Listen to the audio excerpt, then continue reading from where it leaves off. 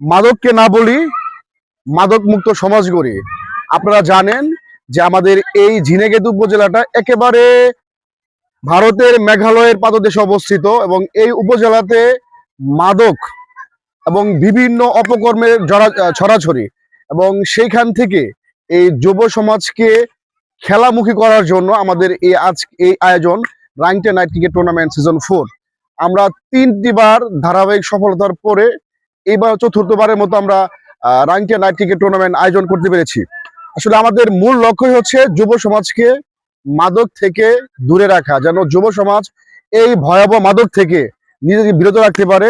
এই জন্য মোটামুটি 1 থেকে 2 মাস ধরে এই খেলা মুখর একটা পরিবেশ আমাদের এই উপজেলায় এবং আমাদের রাইংটে গ্রামে বিরাজ করে, যে কারণে যুব সমাজগুলো খেলামুখী হয় এবং তারা বিভিন্ন ধরনের অনলাইন যে গেমিং গুলো আছে সেই গেম থেকে তারা বিরত রাখতে পারে এবং এই রাইংটিয়াতে একটি উৎসবমুখর পরিবেশ তৈরি হয়। এবং আমরা এবারের মতো আশা করি যদি সবকিছু ঠিকঠাক থাকে এবং সবাই যদি আমাদেরকে সার্বিকভাবে সহযোগিতা করে এবং আমাদের যদি উৎসাহ দেয়, তাহলে এই যে আজকে এই রাইংটিয়ার আয়োজন আপনারা দেখেছেন, এটা মোটামুটি পুরা বাংলাদেশে ভাইরাল হয়েছে এবং 30 লক্ষেরও বেশি মানুষ আমাদের এই খেলাটা ফেসবুকের মাধ্যমে তারা দেখেছেন।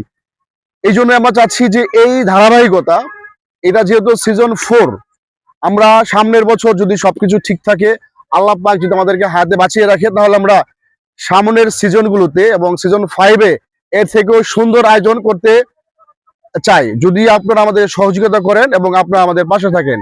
এবং সেই সাথে যারা এই আয়োজনে সহযোগিতা করেছেন, নানানভাবে পরামর্শ দিয়েছেন, সবাইকে আমাদের পক্ষ থেকে আন্তরিক শুভেচ্ছা, অভিনন্দন।